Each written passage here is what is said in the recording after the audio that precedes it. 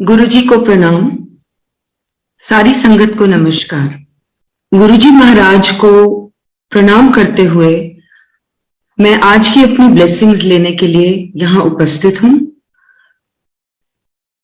मैं बहुत शुक्रगुजार हूं मैनेजमेंट का मुझे ये अवसर प्रदान करने के लिए।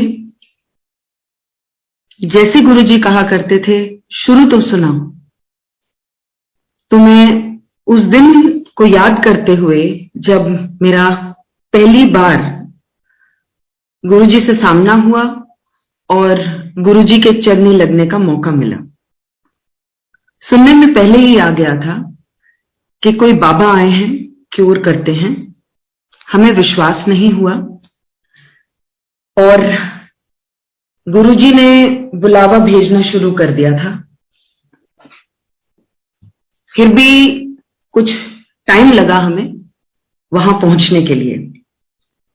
ये उस जमाने की बात है जब कोई बड़े मंदिर की या किसी दूसरे मंदिर की स्थापना नहीं हुई थी और गुरुजी अपने डेरे से जालंधर से दिल्ली आए हुए थे लोगों का कल्याण करने के लिए। जब हम वहां पहुंचे तो हमें बताया गया कि जो जहां बैठा है वहीं बैठा रहे। गुरुजी अपने आप आएंगे और अपने आप बात करेंगे। आपको ना कुछ पूछना है, ना कुछ बोलना है और ना ही आपके इर्द गिर्द जो बैठे हैं उनसे ही बात करनी है। जब पहली बार गुरुजी को देखा, क्योंकि उस समय स्वरूप सिर्फ मैंने जालंधर मंदिर में देखा था बाद में, और पहले कोई स्वरूप ऐसे नहीं थे गुरुजी की, इतनी मनता भी नहीं थी। तो जब गुरुजी सामने आए तो एक उनका ऑरा था जो आप एक रूहानियत कह सकते हैं, वो डिफरेंट थे। He was different than anything one had perceived. मन में जो सोचा था उस तरीके से नहीं थे वो। और जब वो चल के आपके आगे से पास भी अगर कर जाते थे तो एक बहुत स्ट्रॉन्ग उनके बीन में से एक फ्रेग्रेंस इमिट होती थी, जो गुरुजी ने बाद में बताया कि ये मेरे युगों युगों के तप से ये फ्रेग्रेंस निकलती है और ये मेरा प्रसाद है। दो जने साथ बैठे होंगे, एक को आएगी दूसरे को नहीं आएगी। तो उस तरह गुरुजी ने समझाया तो समझ में आया कि ये क्या है। वो जमाने की बात है जब लोगों को बताना पड़ता था मुंह से कि आप किस चीज के लिए आए हैं, आपके मन में क्या अरदास है। तो गुरुजी पूछा करते थे। उस समय गुरुजी ने हमें यही बोला कि मैं कहीं जा रहा हूं और अपनी गाड़ियां मेरे पीछे लगा लो और साथ चलो। तो वहां पे जब हम गए, किसी का घर था, ड्राइंग डाइनिंग था, लेकिन सब जमीन पे बैठे थे। गुरुजी एक कमरे में चले गए और उन्होंने अपने आप को वहां बंद कर लिया। अब बाहर संगत जो बैठी हुई थी वो सब जमीन पे बैठी हुई थी और मैं बिल्कुल जमीन पे नहीं बैठ सकती थी क्योंकि मेरी टांगों में दर्द था और इस कदर दर्द रहता था कि इलाज करवाने के बाद भी वो दर्द जाता नहीं था। बेटा मेरा बहुत छोटा था उस टाइम, सिर्फ 7 साल का था। ये 1995 की बात है और उसके गले में क्योंकि पस पड़ जाती थी और उसको एक एंटीबायोटिक को छोड़ के बाकियों से रेजिस्टेंस है, तो इसीलिए ये प्रॉब्लम एज अ मदर मेरे को बहुत ज्यादा परसिस्ट करती थी। हर महीने बुखार आता था, बहुत तेज चढ़ जाता था। जब मैंने सुना कि यहाँ हार्ट और कैंसर ठीक हो रहे हैं तो मन में ये अरदास लेके मैं उनके पास आई थी। गुरुजी कमरे से निकले, सीधा मेरी तरफ आए और इशारा करके खड़े होने को बोला। मुझे नहीं पता कि मैं कब थक के बैठ गई और हड़बड़ा के मैं खड़ी हुई। मुझे पूछा उन्होंने पंजाबी में, मुझे कहते हैं 10। मैंने कहा जी मेरा मुंडा। कहते हैं उसकी छोड़, अपनी बता, तुझे क्या प्रॉब्लम है। मैंने कहा जी मेरी टांगें बहुत दर्द करती हैं। उन्होंने बोला यहां इतनी देर तू बैठी रही, तुझे दर्द हुई। फिर मुझे एकदम रियलाइज हुआ कि मैं कब थक के बैठ गई, मुझे खुद को नहीं पता था। और मेरी टांगों में कोई दर्द नहीं था। उन्होंने बोला आज के बाद नहीं होगा। और आज 2023 चल रहा है, कोई मेडिकेशन नहीं, कोई कुछ नहीं, जबकि सारे इलाज मैं करवा चुकी थी और कोई राहत नहीं मिलती थी। फिर उन्होंने बोला मुंडे दा दस। मैंने सिर्फ इतना बोला जी गला खराब रहता है। उन्होंने बोला इसको सोने का ऊन पहना दे और घर में चावल बनाना और खाना बंद कर दो। दो बातें मेरे दिमाग में उस टाइम दौड़ी। इतने छोटे बच्चे को एक गोल्ड चेन, तो आगे से उन्होंने मेरा माइंड रीड करके बोला पीले धागे में पहना दियो। फिर मैंने धीरे से टिपटो करके उनके कान में बोला, मैंने कहा जी जॉइंट फैमिली है, मतलब मैं तो मान लूंगी लेकिन बाकी कैसे चावल मना कर दूं बाकियों को। तो उन्होंने बोला तू, तेरा घरवाला, तेरे दोनों बच्चे सारी उम्र ना चावल खाओगे ना बरतोगे। और ऐसा ही करते हैं हम। उस टाइम गुरुजी ने मुझे बहुत अलग अलग बख्शीशें दी, जिसका मुझे बिल्कुल यकीन नहीं था उस जमाने में। और ऐसा ही लगता था कि ये क्या भूल गए, और समझ भी नहीं आई कि हाउ कैन इट बी। मन में सिर्फ एक ही ख्याल आया कि ये कैसे हो सकता है। उन्होंने ब्लेस किया कि तेरा स्कूल है। मैंने कहा नहीं जी, आपको गलत फहमी है, मेरा कोई स्कूल वूल नहीं है, मेरी मदर स्कूल चलाती हैं और मैं कुछ नहीं करती। कहते नहीं, तेरा स्कूल है और मैंने देख लिया। और ब्लेसिंग्स वो देते चले गए, बोलते चले गए, और मैं सिर्फ सुनती रही कि ये जो भी बोल रहे हैं मेरी समझ में नहीं आ रहा। फिर उन्होंने एक बात बोली, गुरुआं दी गल पत्थर दी लकीर हुंदी है, स्कूल खुलेगा तो बहुत वधिया चलेगा, मैं वेख लिता तो तू वेखी। और फिर धीरे धीरे जब हमने स्टार्ट किया तब उन्होंने इंस्ट्रक्शंस और दिए। उनका मेन जो कहना था मुझे कि जब तेरी बेटी की शादी हो जाएगी तब तू गुड़गांव शिफ्ट कर जाइयो और वहां पे तू एजुकेशनल लैंड लेके शुरू करियो। तो तब की बात वो अब जाके सच और प्रकट हुई मेरे सामने, और आज उस स्कूल की शुरुआत हो चुकी है। मैं वो देख नहीं पा रही थी उस जमाने में, और उन्होंने मुझे एक लाइन बोली थी, गुरुआं नू कभी कॉन्ट्रडिक्ट नहीं करीदा। और मुझे पता था कि मैं उनको कॉन्ट्रडिक्ट कर रही हूं, मुझे यह भी पता था कि वो बोल रहे हैं कुछ, लेकिन मैं उस चीज को ग्रहण करने के लिए राजी नहीं थी, क्योंकि मुझे वो नहीं नजर आता था। लेकिन जैसे जैसे समय आगे गया और गुरुजी ने अपने पर्दे हटाने शुरू करे, तब समझ में आई कि ये एक साधारण इंसान नहीं। यहां जैसे गुरुजी ने कहा था, कुछ साइंटिफिक नहीं चल रहा। उनके अल्फाज थे, यहां कुछ साइंटिफिक नहीं चल रहा, इधर मेरी ब्लेसिंग्स चल रही होती हैं। और साथ में यह भी बोला था कि जब तुम मेरे पास आते हो, अपने जूते बाहर रख कर आते हो, तो वहीं अपनी इंटेलिजेंस भी रख कर आया करो, क्योंकि इधर उसका कोई काम नहीं है। समझाने वाले भी वो हैं। धीरे धीरे जैसे जैसे वो समझाते चले गए, कभी कुछ चीज बता के, कभी दिखा के, तो वो गुरुजी ही ये कर सकते हैं। बेटा मेरा बिल्कुल ठीक रहने लगा और उसके बाद उसको कोई प्रॉब्लम नहीं हुई गले की। मेरी टांगें बिल्कुल ठीक थी। हम उनको थैंक यू बोलने के लिए उनके डेरे पे गए जलंधर, और वहां पे सभा नहीं लगती थी उस जमाने में। गुरुजी मंदिर के अंदर होते थे और सिर्फ उसको इजाजत मिलती थी जिसको गुरुजी कहते थे कि आने दो। एक सेवक थे वहां पे सिर्फ।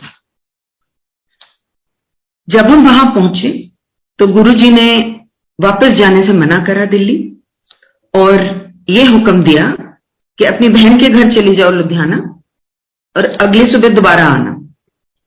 तो जब हम बाहर निकल रहे थे तो हमने सेवक से पूछा, गुरुजी अपनी सीट पे कितने बजे आते हैं? तो उन्होंने बोला कि जी द्वार तो हम 10 बजे खोल देते हैं, 11 बजे तक गुरुजी अपनी सीट पे आ जाते हैं पाठ से उठकर। हम भी पहुंच गए 11 बजे। जब हम पहुंच गए तो वहां पे देखा कि कोई शब्द नहीं लगे हुए थे। टेप, उस जमाने का टेप चलते थे उस जमाने में, तो टेप रिकॉर्डर बंद था। मंदिर में एक भी जना नहीं था सिवाय उन सेवक के। और गुरुजी अपने सिंहासन पे पूरे अपने रोब्स पहन के विराजमान थे।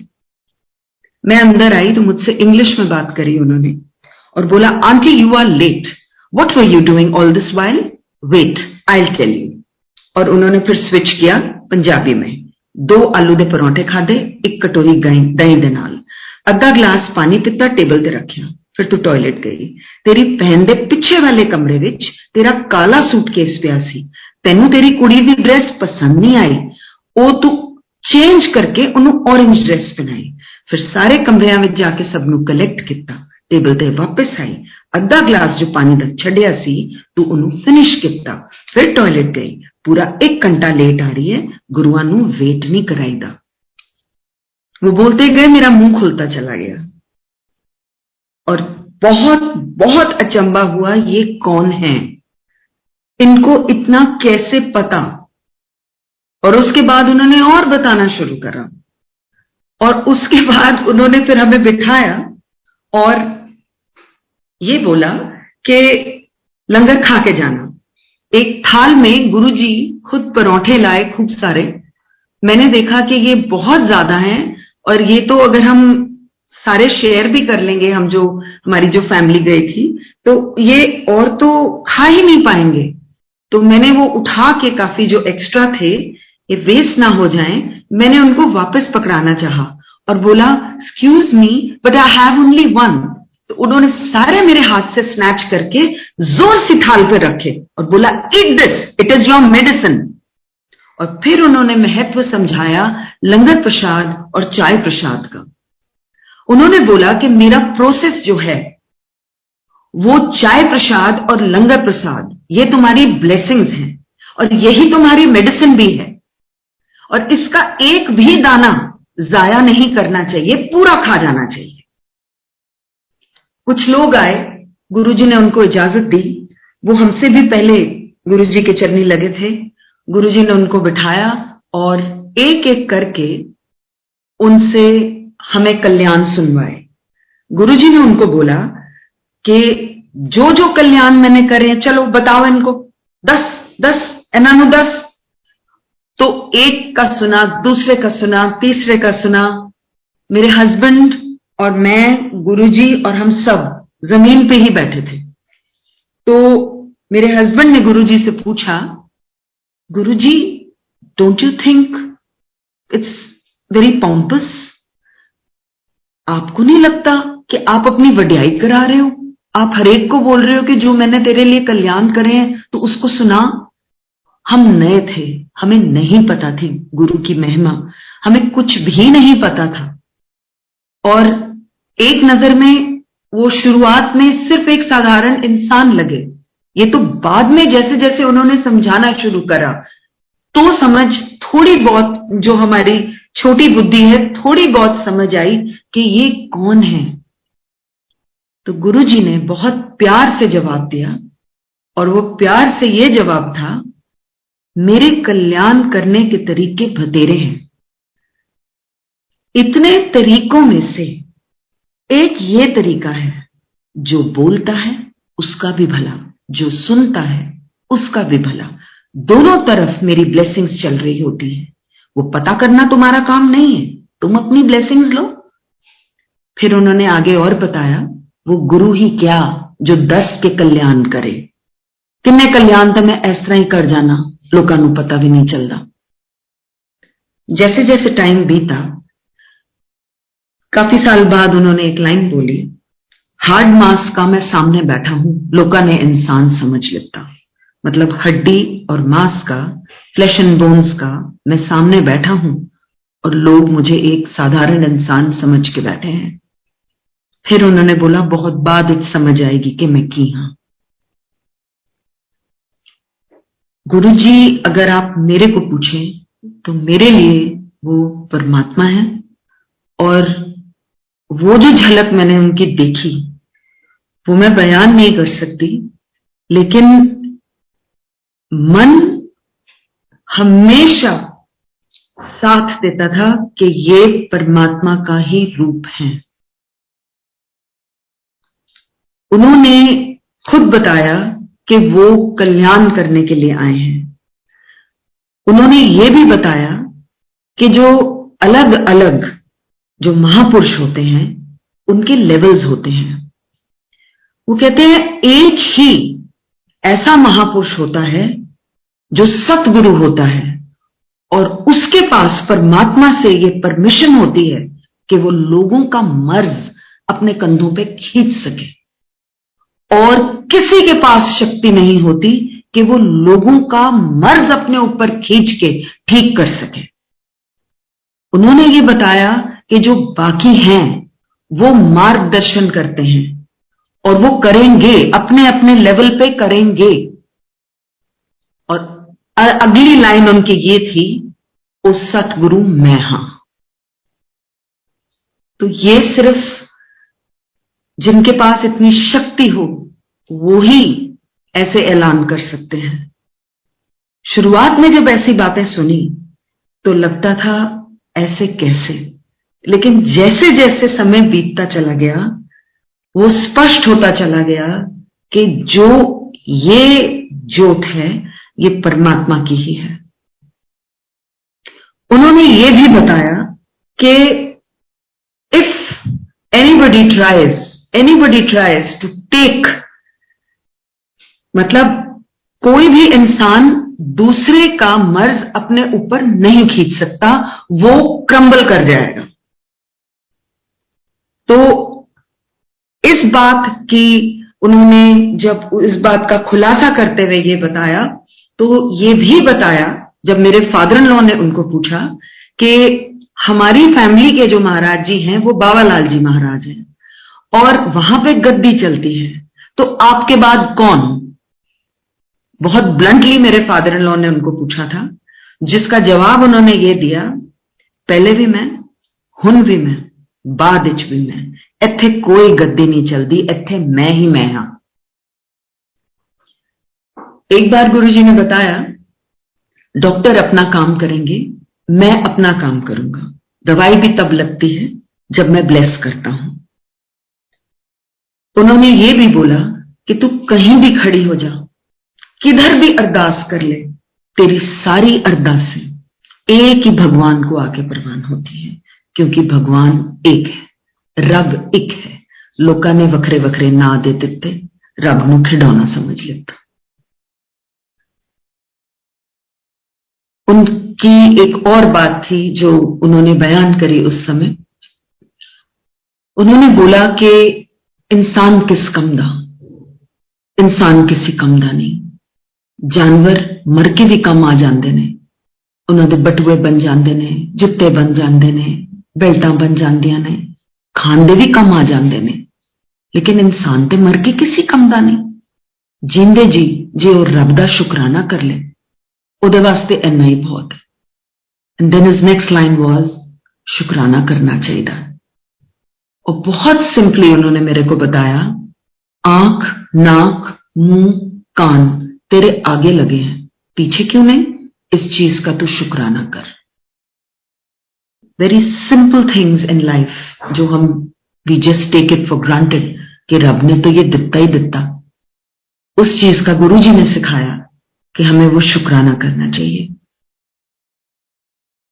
घर में अलग अलग मेरी मदर जैसे अनवेल थी और उनको डायबिटीज बहुत हाई थी, गुरुजी ने वो भी क्योर करी। मेरे फादर को लिम्फोमा बताया गया इतने साल पहले, और उस समय डॉक्टर्स ने बोला था कि ये 3 महीने से ज्यादा नहीं बचेंगे। बहुत जगह रिपोर्टें दिखाई, लेकिन हर जगह से 3, 4, 6 महीने से ज्यादा कोई नहीं बताता था। और गुरुजी उस समय दिल्ली आए हुए थे और जहां वो होते थे वहां परमिशन लेके जाना पड़ता था। परमिशन मिली, हस्बैंड और मैं अंदर गए, बैठे, बहुत औखे थे उस दिन, सेटी पे आलती पालती कभी इधर कभी उधर। हमने यही सोचा बाहर आके कि इतने बड़े महापुरुष को हम क्या बताने आए, जिसको सब कुछ पता है। तो हम कुछ बोल नहीं पाए और हम वहां से चले गए। जब हम गए, हफ्ता बाद गुरुजी ने फोन करके बोला कि मैं कहीं जा रहा हूं किसी के घर ब्लेसिंग देने और तुम दोनों भी मेरे साथ चलो। तो वहां जब हम गए, उस जमाने में मेरे फादर हॉस्पिटल में थे, तो हम पीछे जाके बैठ गए। गुरुजी ने बुलाया, अपने साथ बैठने को बोला और उसके बाद मेरी तरफ देखा भी नहीं। मैंने यही सोचा कि अस्पताल के एक माहौल से निकल के हम आए हैं, ठीक है, यहां सब खुशी का माहौल है, होना भी चाहिए, लेकिन खुद का मन नहीं लग रहा था। एकदम से गुरुजी ने मेरी तरफ देखा और मुझे बोला, तेरे प्यो दा कैंसर ठीक कर देता है मैंने तो वो शब्द मुंह से भी नहीं निकाला था। अस्पताल में रिपोर्टें चेंज होनी शुरू हो गई। वो जो कैंसर नजर आता था वो गायब ही हो गया। उसके बाद मेरे फादर को एक दूसरे हॉस्पिटल में शिफ्ट किया गया, जहां पे उनकी मेमोरी फेल हो गई। वो अपने बीवी बच्चों को भी रिकॉग्नाइज नहीं कर पा रहे थे। गुरुजी के पास गए, उन्होंने बोला काले चने प्रवाह कर दो। जब चने प्रवाह हुए, मेरे फादर रिवाइव कर गए। आज तक 84 की उम्र में उनकी मेमोरी बहुत तेज है। गुरुजी कभी भी हाफ मेजर्स में ब्लेस नहीं करते। मैंने उनको पूछा था कि गुरुजी, मैंने सुना है कि आपसे मांगते नहीं हैं, तो मैं तो कभी अपनी मदर के लिए, कभी अपने फादर के लिए मैं मांगती ही रहती हूँ, कभी मेरी ये टांग ठीक कर दो। कहते ए मंगना नहीं होता, एदे वास्ते मैं हाँ। एंड देन ही एक्सप्लेन्ड कि अगर किसी मर्ज की वजह से ध्यान मर्ज में जा रहा है और भगवान में नहीं जा रहा है, तो पहले वो मर्ज को हटा देते हैं। वो मर्ज जब हट जाता है, आपकी दर्दें और आपकी तकलीफें जब हट जाती हैं, और तब आप अलाइन अपने आप को कर सकते हैं भगवान का शुक्राना करने के लिए। अपने लिए उन्होंने यही बोला कि मेरे साथ डायरेक्ट कनेक्शन रखो। इसे जो मेरी तरफ एक कदम लेता है, मैं उसकी तरफ 100 कदम चल के आता हूं। कभी किसी ने अगर मेरे बारे में जिक्र किया, तो सबसे पहले तो वो ब्लेसिंग्स ले जाता है। जिसने सुना, फिर उसका और मेरा डायरेक्ट कनेक्शन होना चाहिए। गुरुजी और आपके बीच में किसी मीडियम की जरूरत ही नहीं है। आपको जो बात करनी है, आप मन में गुरुजी से डायरेक्टली कर सकते हैं, ऐसा गुरुजी ने बताया। गुरु के साथ कनेक्ट होने के लिए कोई भी ना इंसान जरूरी है बीच में, ना किसी तरीके का आपका कोई भी अलग अलग तरीके से कुछ भी जरूरी नहीं है। ये सब आपके मन के भाव हैं। उनका प्रोसेस जो उन्होंने बताया, वो आज भी हम फॉलो करते हैं।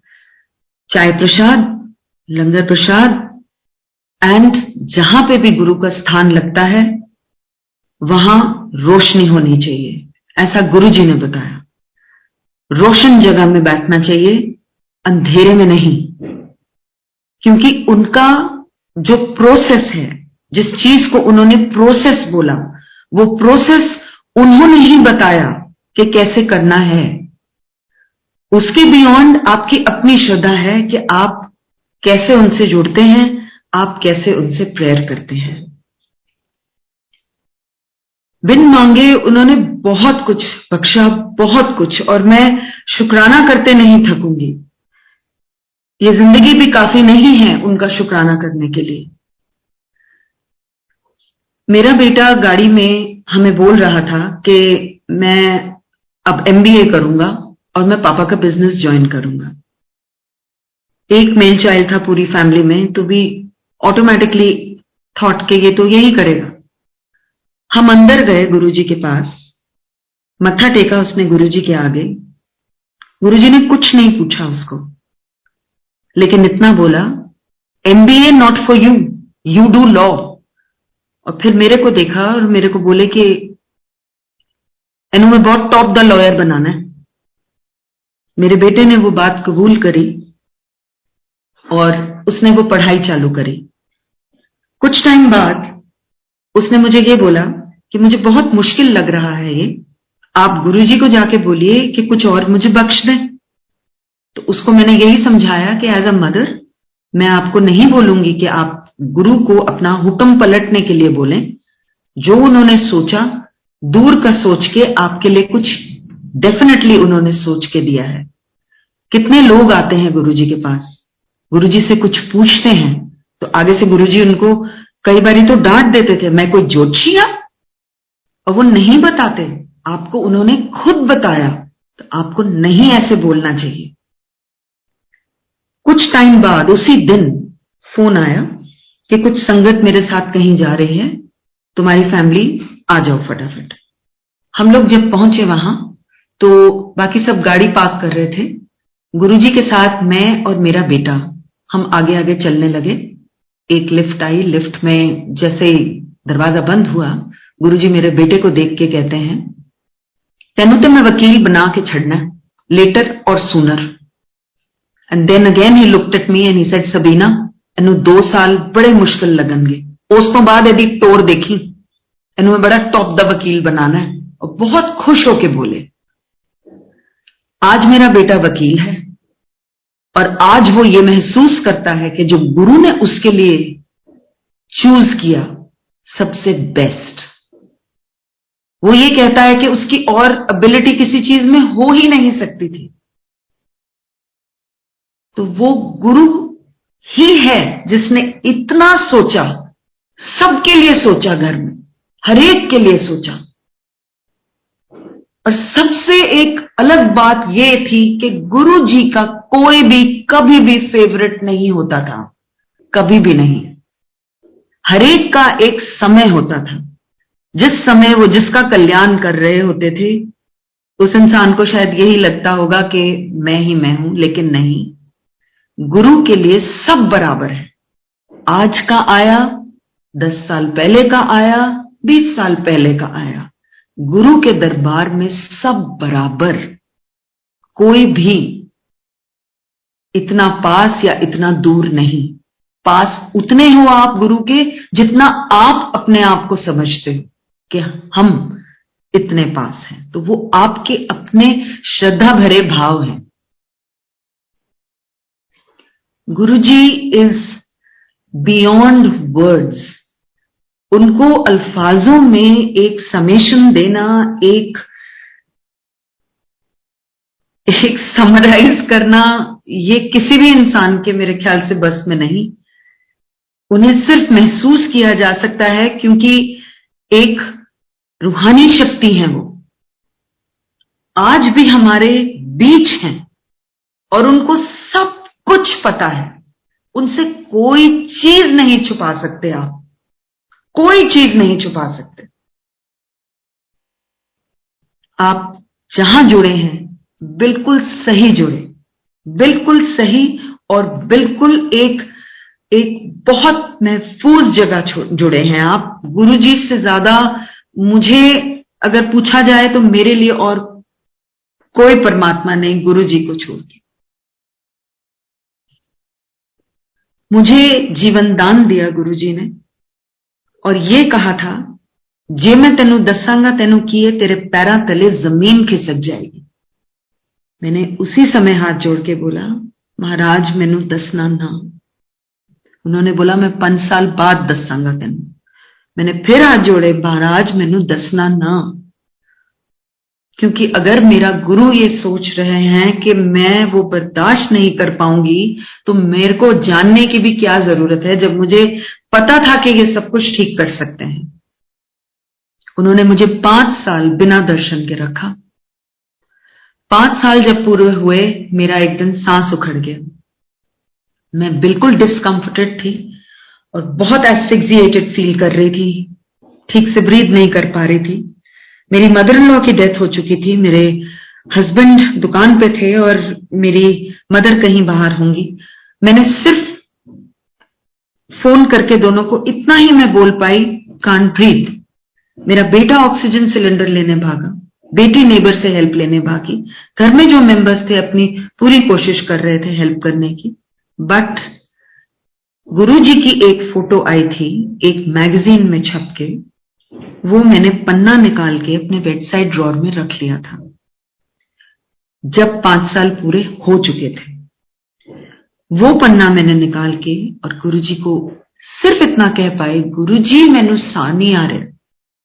और बड़ी अजीब सी एक गर्दन के पीछे सेंसेशन हुई, ऐसा लगा जैसे किसी ने सांस दिया। और फिर भी हॉस्पिटल ले जाई गई। एक ऑक्सीजन मास्क था नाक के ऊपर। नर्स से इशारे से पूछा, उसने बोला आईसीसीयू।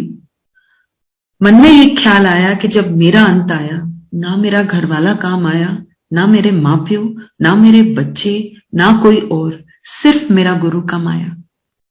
जब गुरुजी के आगे खड़ी थी और वो प्रसाद बांट रहे थे सबको, मुझे देख के स्माइल किया और बोला, क्यों फिर? ना घर वाला काम आया, ना माँ प्यो, ना बच्चे, ना कोई और, तेरा गुरु काम आया। ले तेरी सेकंड लाइफ, तू ऐश कर। एक डॉक्टर साहब आए, वो गुरुजी के चरनी लगे और गुरुजी ने उनको मेरी तरफ इशारा करके बोला, मर चली सी, मैं बचाया। और मुझे बाद में बताया गया, कुछ काम ऐसे होते हैं मैं पास या सामने रख के नहीं कर सकता, ताई तेनू दूर भेज दिता सी। ही सेड, मैं इंसान की जूनी में हूं और मेरी अपनी एक मर्यादा है और उस मर्यादा का उल्लंघन मैं नहीं कर पाता अगर तू सामने रहती। सो ही सेंट मी अवे। और हुक्म यह था, सिवाय हस्बैंड के किसी और को नहीं कुछ बताना, नहीं कुछ बोलना, बच्चों को भी नहीं बताना। गुरुजी के अपने अपने अलग अलग तरीके हैं। पुरानी संगत आपको बताएगी जरूर कैसे अलग अलग तरीकों से उन्होंने अलग अलग जनों का कल्याण किया और आज भी वो कर रहे हैं और हरेक के साथ हैं। आपको सिर्फ उनको याद करना है, उनको प्यार करना है। जो उनके अल्फाज थे, रब कोलों डरो ना, रब नू प्यार करो। तो डरो ना का यह मतलब नहीं है कि कुछ गलत करो तो भी डरो ना। उनका यह मतलब था कि भगवान के ऊपर आस्था और श्रद्धा रखिए, भगवान को प्यार से पूजिए। आज भी गुरुजी हरेक संगत के साथ हैं, चाहे उनकी आस्था उनमें हो या ना हो। उनके लिए सब इंसान बराबर हैं और उनका सिर्फ वन वे है, वो दे रहे हैं, हम सिर्फ कृपा के पात्र हैं, हम ले रहे हैं। आप सबको शुभकामनाएं और आप सबको हेल्थ भगवान बख्शे। जय गुरुजी महाराज।